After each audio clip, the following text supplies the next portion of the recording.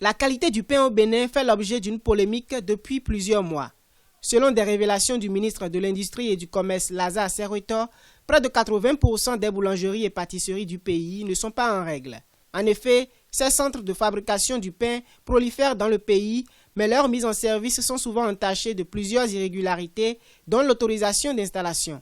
Aussi, le milieu est gangréné par de mauvaises pratiques, notamment l'utilisation de produits prohibés dans la fabrication des pains. Nous observons sur le terrain globalement deux segments, c'est-à-dire ce que nous appelons la boulangerie artisanale et la boulangerie industrielle qui opèrent. Et donc sans autorisation, vous avez un grand nombre de pourcentages qui opèrent un peu en irrégularité.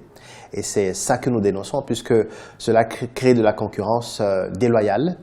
Et donc ces acteurs-là opèrent un peu dans des conditions floues que nous ne maîtrisons pas et appliquent les prix qu'ils veulent. Et c'est ça que nous dénonçons aujourd'hui, puisque c'est ça qui est à l'origine en partie du désordre que nous observons sur le terrain. Plusieurs mesures sont annoncées pour assainir le secteur du pain et garantir une qualité optimale du produit pour le consommateur.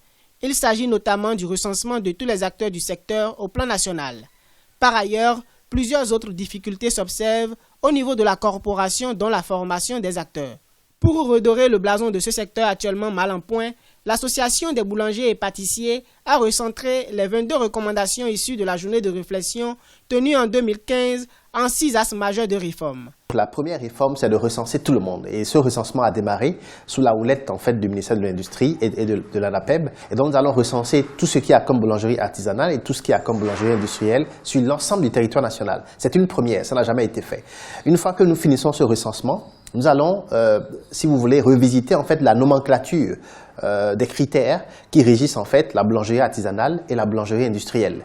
Et une fois que c'est fait, nous allons avancer vers une formation nationale. Un label de certification des boulangeries-pâtisseries, nouvelle procédure de distribution du pain, la révision de la fiscalité sur la farine de blé et autres intrants dans le secteur sont entre autres les grands axes de ces réformes.